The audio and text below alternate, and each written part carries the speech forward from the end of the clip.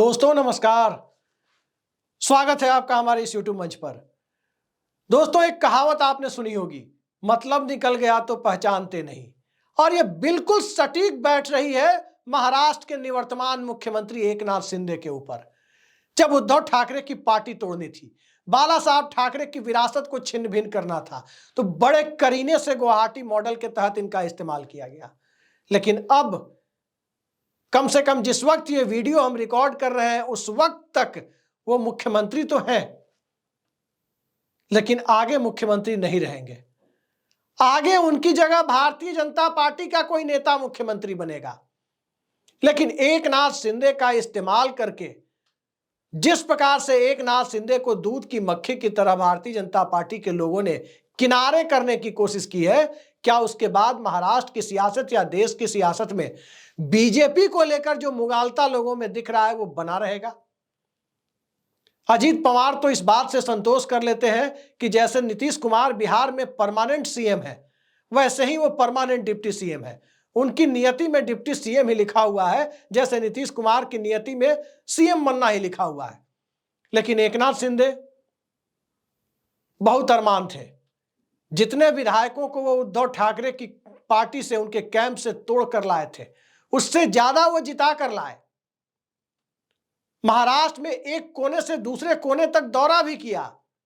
लोकसभा चुनाव में जो हालात थे, उस हालात के बाद बदली हुई परिस्थितियों में अब भले ही वो मैंडेट वास्तविकता है या किसी खेल खुराफात का नतीजा है, वो मैं नहीं जानता। दावे भले ही अलग अलग हो रहे हैं, दावों में दम भी दिखता है, लेकिन आज की तारीख में आंकड़े जो कहते हैं वो तो यही कहते हैं कि एकनाथ शिंदे के मुख्यमंत्री रहते हुए उनके नेतृत्व में महायुति को जीत मिली।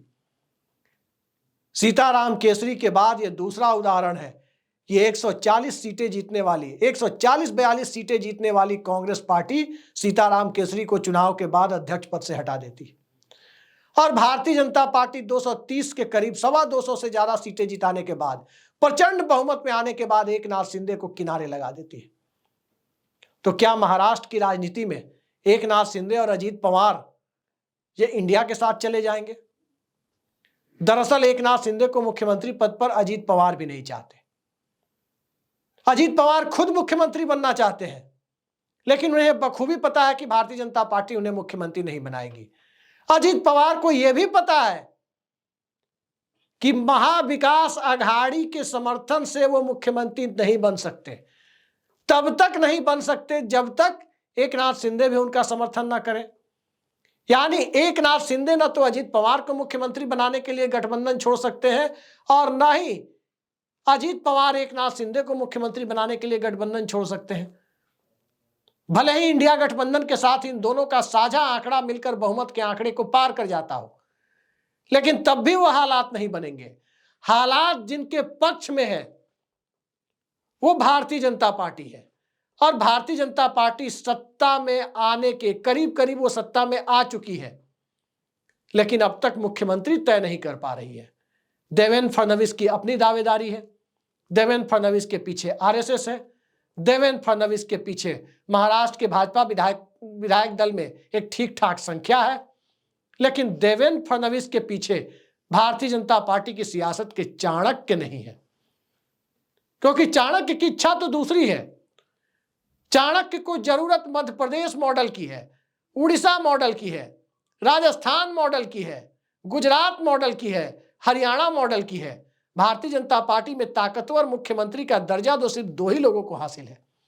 एक चाणक्य के करीबी हैं पूर्वोत्तर वाले, तो दूसरे भावी नेतृत्व के लिए चाणक्य के साथ कंपटीशन करते हुए दिख रहे हैं। लेकिन बीजेपी के चाणक्य, तीसरा कंपटीटर भी पैदा हो जाए, वो हालात क्या आने देंगे? लेकिन उनकी जो पसंद है, जिस पर अब तक कोई मुंह नहीं खोल रहा है, क्या उन्हें मुख्यमंत्री बनाने के लिए वहां के विधायक तैयार होंगे? क्या उन्हें मुख्यमंत्री बनाने के लिए देवेंद्र फडणवीस तैयार होंगे? क्या उन्हें मुख्यमंत्री बनाने के लिए नागपुर तैयार होगा, यानी संघ तैयार होगा? इन सब से बड़ा सवाल यह है कि संवैधानिक व्यवस्था तो कहती है कि चुने हुए सांसद और चुने हुए विधायकों को अपने नेता का चुनाव करना होता है और वही नेता मुख्यमंत्री और प्रधानमंत्री बनता है। लेकिन भारतीय जनता पार्टी में रवायत पर्ची वाली है। वो पर्ची वाली रवायत कि दिल्ली से एक फरमान आता है, विधायकों को जुटाया जाता है और पर्ची किसी सीनियर विधायक के हाथ में थमाई जाती है और उनसे नाम का प्रस्ताव कराकर बाकी लोगों को कहा जाता है कि अब आपको सहमति देनी है। और यही रवायत आला कमान कल्चर दरअसल कांग्रेस ने, जिसे इंदिरा गांधी के जमाने में 70 के दशक में शुरू किया था, इस आला कमान कल्चर ने भारतीय जनता पार्टी को इस कदर अपने आसपास घेरा है जिससे भारतीय जनता पार्टी भी राज्य दर राज्य कांग्रेस पार्टी वाली स्थिति में जा रही है। महाराष्ट्र में एकनाथ शिंदे को यदि सत्ता नहीं मिलती है तो यह तय है कि उनके विधायक उनके साथ नहीं टिकेंगे। महाराष्ट्र में अजीत पवार को मुख्यमंत्री पद नहीं मिलता है तब भी तय है, बहुत ज्यादा संभावना है कि उनके विधायक उनके साथ टिके रहेंगे। और देवेंद्र फडणवीस की जगह भारतीय जनता पार्टी से कोई दूसरा नेता मुख्यमंत्री बनता है तो एक बात तो तय है कि देवेंद्र फडणवीस भारतीय जनता पार्टी के अंदर राजनीतिक रूप से अग्निवीर की श्रेणी में आ गए। उनका आडवाणीकरण हो गया, क्योंकि नया निजाम सत्ता में आते ही पुराने निजाम को विधायक भी ज्यादा पूछते नहीं है।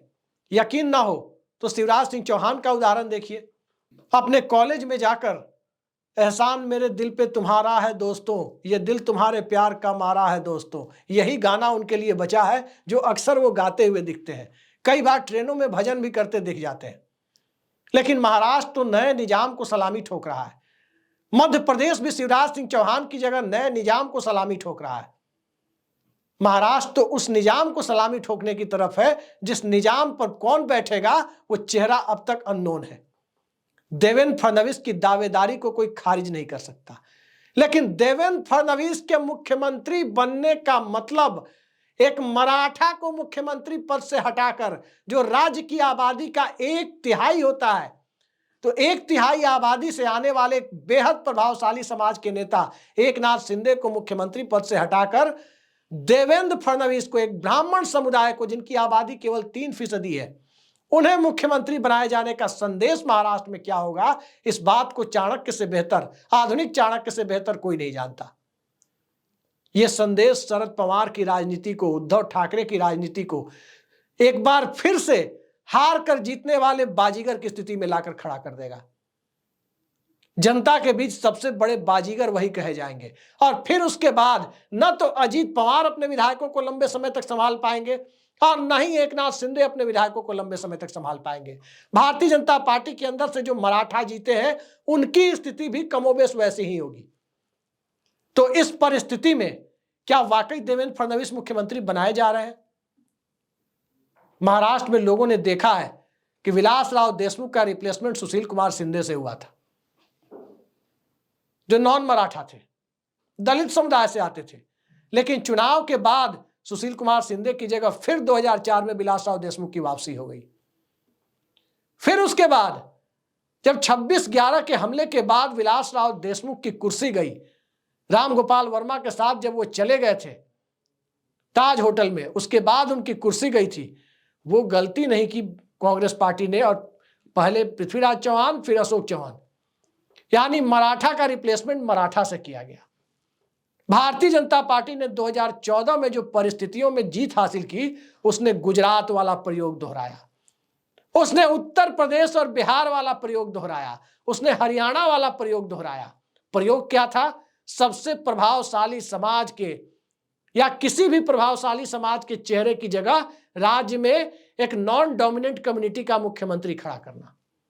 आप देखिए, नायब सैनी या मनोहर लाल खट्टर उसी प्रयोग से आए, कल्याण सिंह या उमा भारती या शिवराज सिंह चौहान उसी प्रयोग से आए थे, नीतीश कुमार जो बीजेपी के साथ अलायंस में पहली बार आए थे मुख्यमंत्री बनकर, वो उसी प्रयोग से आए थे।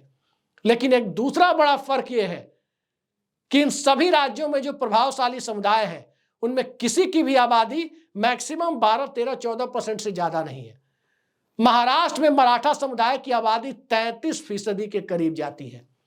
वहां यह रिस्क लेना क्या उचित है? यह सवाल जितना एकनाथ शिंदे को परेशान कर रहा है, उससे ज्यादा भारतीय जनता पार्टी को परेशान कर रहा है। और इस सवाल के इर्द गिर्द जो महाराष्ट्र में मुख्यमंत्री चयन में देरी हो रही है कि देवेंद्र फडणवीस को ही मोहरा बनाया जाए या देवेंद्र फडणवीस की जगह मराठा या ओबीसी को मौका दिया जाए। दरअसल यह सवाल देवेंद्र फडणवीस को भी उतना ही परेशान कर रहा है। भारतीय जनता पार्टी स्थापित गणित से उलट चलने में कई बार मात भी खा चुकी है, कई बार उसे जीत भी मिली है। मात खाने वाला उदाहरण देखें तो झारखंड में नॉन ट्राइबल गैर आदिवासी मुख्यमंत्री का पहला प्रयोग बीजेपी ने किया, नरेंद्र मोदी और अमित शाह ने किया। रघुवर दास को मुख्यमंत्री बनाया गया। 5 साल बाद क्या हुआ? भारतीय जनता पार्टी की चुनावी लुटिया डूब गई, यहां तक कि मुख्यमंत्री भी खुद चुनाव हार गए। यह स्थिति जब वहां बन गई झारखंड में, तो कई बार ऐसा होता है कि जब 26% के करीब, 27% के करीब जब ट्राइबल समुदाय था, उसके आन बान शान पर यह मामला आ गया कि झारखंड जब ट्राइबल चेतना को लेकर, आदिवासी चेतना को लेकर बना हुआ, उस मिजाज को देखते हुए बनाया गया राज्य था, यहां गैर आदिवासी सीएम कैसे बनेगा? तो 27% ने तो बीजेपी की लंका लगा दी थी 2019 के विधानसभा चुनाव में। 33% क्या करेंगे? यह सवाल बीजेपी के सामने एक बहुत ज्वलंत सवाल के रूप में खड़ा है। और तब यह सवाल ज्यादा महत्वपूर्ण हो जाता है जब मुख्यमंत्री पद से एक मराठा को ही हटाया जा रहा है, उनसे ही बयान दिलवाया जा रहा है कि भारतीय जनता पार्टी जिसे चाहे मुख्यमंत्री बनाए। और जो बयान दे रहे हैं वो सीधे चले जा रहे हैं अपने गांव। मध्य प्रदेश में एक मुख्यमंत्री थी, भारतीय जनता पार्टी की तरफ से आती थी, बहुत ही तेज तर्रार नेता। भारतीय राजनीति में एक ऐसी संभावना, जिस संभावना का समय के पहले ही उस संभावना का सूरज अस्त हो गया था, उमा भारती। चाहे नरेंद्र मोदी हो, चाहे शिवराज सिंह चौहान हो, या बीजेपी के अंदर मंडल प्रयोग के तहत लाया गया कोई भी चेहरा, किसी का राजनीतिक कद भी या सीनियरिटी की बात करें, पैन इंडिया अपील की बात करें, सबकी अपील उमा भारती के बहुत बाद में बनी है। उमा भारती की अपील अटल आडवाणी के दौर में बन चुकी थी और पूरे देश में बन चुकी थी। बावजूद इसके उमा भारती उसे संभाल नहीं पाई। वो भी जब रूठ जाती थी, कहा जाता है कि जब वो नाराज हो जाती थी, केदारनाथ चली जाती थी। एकनाथ शिंदे नाराज हुए, अपने गांव चले गए।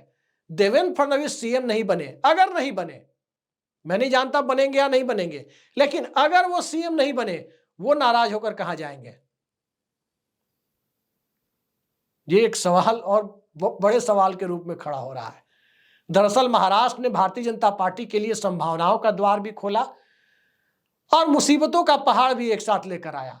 मुसीबत का पहाड़ इसलिए कि नीतीश कुमार और चंद्रबाबू नायडू के 28 सांसदों को लेकर सशंकित भारतीय जनता पार्टी अब उस श्रेणी में शिंदे के भी 7 सांसद चले गए, यानी ये आंकड़ा 35 पर पहुंच गया। ये 35 किसी दिन केंद्र में एनडीए सरकार की जगह इंडिया सरकार का बोर्ड न टंगवा दे, तो शिंदे को भी किसी तरह अपने साथ रखना है, मुख्यमंत्री भी नहीं बनाना है। और जो फुटेज सामने आई है, गुलदस्ता देते हुए देवेंद्र फडणवीस, अमित शाह और देवेंद्र फडणवीस गुलदस्ते के साथ, और बगल में खड़े हैं सिटिंग चीफ मिनिस्टर। किस अंदाज में उनकी भाव भंगिमा दिख रही है। अब मैं ये तो नहीं कहूंगा कि इंडियन मूवी वाली भाव भंगिमा है, जो एक बॉलीवुड की फिल्म है इंडियन, सन्नी देओल वाली, वो वाली भाव भंगिमा तो नहीं है, लेकिन निराशा चेहरे से साफ झलक रही है। और जब निराशा चेहरे से साफ झलक रही है एकनाथ शिंदे के, तो मराठी समुदाय भी महाराष्ट्र में ठगा हुआ महसूस कर रहा है कि क्या जनमत का हरण हुआ या नहीं हुआ। जनमत के बाद जो परिस्थितियां बनी, उसमें मराठी अस्मिता का और मराठा साम्राज्य का हरण तो नहीं होने जा रहा है। छत्रपति और पेशवा की बात तो शरद पवार 19 में भी कर रहे थे, 24 में भी कर रहे थे। सतारा की वो बारिश में भीगती हुई रैली, और इस चुनाव में भी वो बातें जो देवेंद्र फडणवीस को लेकर कर रहे थे, क्या इसके बावजूद देवेंद्र फडणवीस को मुख्यमंत्री बनाकर हारी हुई बाजी शरद पवार के पाले में, महाविकास आघाड़ी के पाले में, उद्धव ठाकरे के पाले में डालने की कवायद बीजेपी करेगी? देखते जाइए। यही रात अंतिम, यही रात भारी। महाराष्ट्र में मुख्यमंत्री को लेकर यही स्थितियां बन रही है। आज के लिए इतना ही। नमस्कार।